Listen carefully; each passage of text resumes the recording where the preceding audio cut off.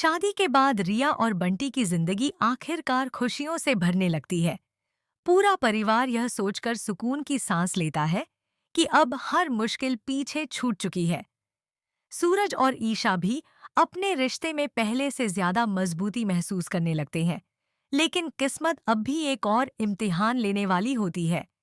शादी के कुछ ही दिनों बाद एक रात बंटी को अचानक किसी अनजान नंबर से फोन आता है। दूसरी तरफ मौजूद शख्स कहता है, तुम लोगों ने समझ लिया कि सब खत्म हो गया, लेकिन असली खेल तो अब शुरू होगा। इतना कहकर वह फोन काट देता है। बंटी इस बात को ज्यादा महत्व नहीं देता, लेकिन अगले ही दिन सूरज के पुराने गोदाम में भीषण आग लग जाती है। जांच में पता चलता है कि आग हादसा नहीं बल्कि सुनियोजित साजिश थी। ईशा तुरंत अपनी टीम के साथ जांच शुरू करती है। मौके से मिले कुछ सबूत साफ इशारा करते हैं कि कोई ऐसा दुश्मन लौट आया है जो सूरज को बर्बाद करना चाहता है। दूसरी तरफ रिया बार बार महसूस करने लगती है कि कोई उसका पीछा कर रहा है। पहले तो वह इसे अपना भ्रम समझती है, लेकिन एक दिन बाजार में एक नकाबपोश शख्स उसके हाथ में एक पुरानी तस्वीर थमा देता है। तस्वीर में सूरज के पिता के साथ एक ऐसा आदमी दिखाई देता है जिसे परिवार का कोई भी सदस्य नहीं पहचानता। तस्वीर के पीछे सिर्फ एक लाइन लिखी होती है, जिसे तुम मर चुका समझते हो वही तुम्हारी बर्बादी की वजह बनेगा। यह देखकर पूरे परिवार के होश उड़ जाते हैं। सूरज अपने पिता से उस तस्वीर के बारे में पूछता है। पहले तो पापा जी चुप रहते हैं, लेकिन फिर भारी मन से स्वीकार करते हैं कि कई साल पहले उनका एक बेहद करीबी दोस्त था जिसने लालच में आकर पूरे परिवार को धोखा दिया था। उसी धोखे की वजह से कई लोगों की जिंदगी बर्बाद हुई और सबने यही समझ लिया कि वह हादसे में मर चुका है। लेकिन अब लगता है कि वह जिंदा है और बदला लेने वापस लौट आया है।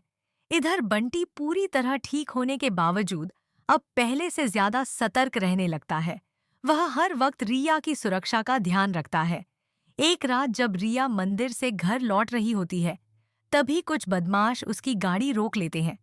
लेकिन ठीक उसी समय बंटी वहां पहुंच जाता है और बहादुरी से उनका सामना करता है। थोड़ी ही देर में सूरज और ईशा भी मौके पर पहुंच जाते हैं। बदमाश भाग निकलते हैं, लेकिन उनमें से एक के हाथ से एक लॉकेट गिर जाता है। ईशा जब उस लॉकेट की जांच करती है तो उसमें वही निशान बना होता है जो पुरानी तस्वीर में दिख रहे आदमी की अंगूठी पर था। अब ईशा को पूरा यकीन हो जाता है कि यह सब एक ही मास्टरमाइंड की साजिश है। वह केस को दोबारा खोलती है और पुराने रिकॉर्ड निकलवाती है। जांच आगे बढ़ती है तो एक ऐसा सच सामने आता है जिसे सुनकर सूरज के पैरों तले जमीन खिसक जाती है। जिस शख्स को सब मरा हुआ समझ रहे थे, उसने अपनी मौत का नाटक रचा था और पिछले कई सालों से पर्दे के पीछे रहकर सूरज के परिवार के खिलाफ एक एक चाल चल रहा था। उसका अगला निशाना सिर्फ सूरज नहीं बल्कि रिया और बंटी भी थे। उधर वह रहस्यमयी दुश्मन अपनी छिपी हुई जगह पर बैठा मुस्कुरा रहा होता है। वह अपने आदमियों से कहता है, पहला खेल मैंने हार जरूर दिया, लेकिन आखिरी बाजी मैं ही जीतूंगा। इस बार मैं सूरज से उसका कारोबार नहीं, उसका पूरा परिवार छीन लूंगा। दूसरी तरफ सूरज, ईशा, रिया और बंटी एक साथ खड़े होकर फैसला करते हैं कि इस बार वे किसी भी साजिश से डरने वाले नहीं हैं। परिवार की रक्षा के लिए अब सभी एकजुट होकर उस दुश्मन का सामना करेंगे। लेकिन सबसे बड़ा सवाल अभी भी बाकी है।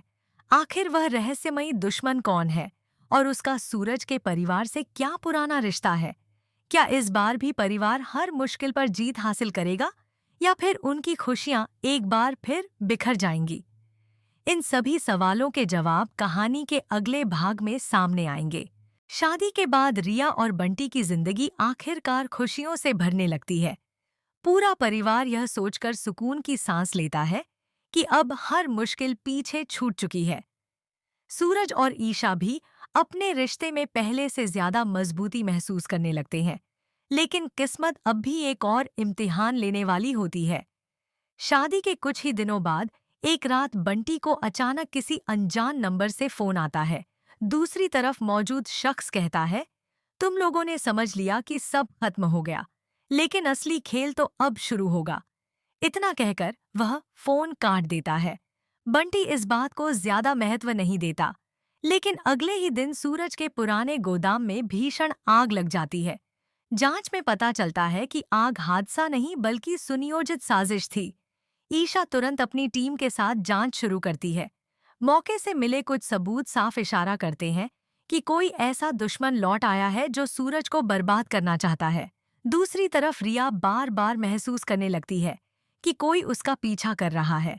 पहले तो वह इसे अपना भ्रम समझती है, लेकिन एक दिन बाजार में एक नकाबपोश शख्स उसके हाथ में एक पुरानी तस्वीर थमा देता है।